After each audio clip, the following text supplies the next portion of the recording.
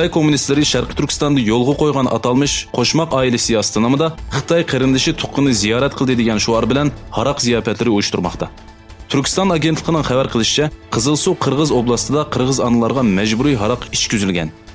Shuning bilan bir vaqtda sorunda erlarning yo'qligi diqqat tortdi.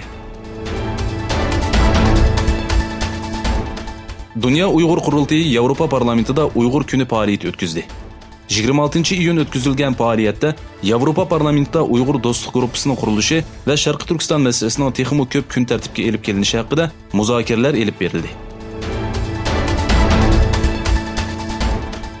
Rossiya Su-35 urush aeroplanining setilishi haqida Xitoyga taklif sunganligini va javobini saqlayotganligini bildirdi. Rossiya Federatsiya Harbiy va Texnika hamkorlik komiteti e'lon qilgan bayonotda aytilishicha, Xitoyning bundan burun Rossiyadan setib olgan Su-35 tipli urush aeroplanlaridan texmo ko'p setib olish uchun taklif sunilgan. Bayonotda Xitoy tarafga yana bir Su-35 gruppasini o'z ichiga olgan zamonaviy qurollar va Rossiyada ishlangan harbiy uskunlarni setib olishga doir taklif sundiq, javobini saqlayapmiz deyildi. NATO baş katibi Stoltenberg Erdoğan bilan Trumpning 20 davlat guruhi yig'inida uchrashganligi haqida to'xtalib, bu uchrashishda hammamiz uchun qiyin masala bo'lgan S-400 ning setib olishi haqida bir ilgirlash bo'lishini umid qilaman dedi. Shundaqla Stoltenberg NATOning bugun muhim bir qadam bosganligi haqida xabar berib mundaq dedi. Keng doiralik olam bo'shliqi siyosatini ma'qulladik.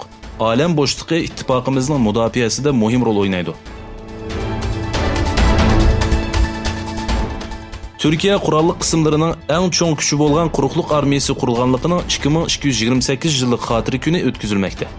Quruqliq armiyasi qo'mondonlik shtabining asosi milatdan burungi 209-yili Buyuk Hun imperatori Metaxon tomonidan qurilgan. Tunji bo'lib Metaxon tomonidan qurilgan Turk quruqliq armiyasida 10 ming otliqdan tashkil topgan eng cho'ng birlikka tuman nomi berilgan.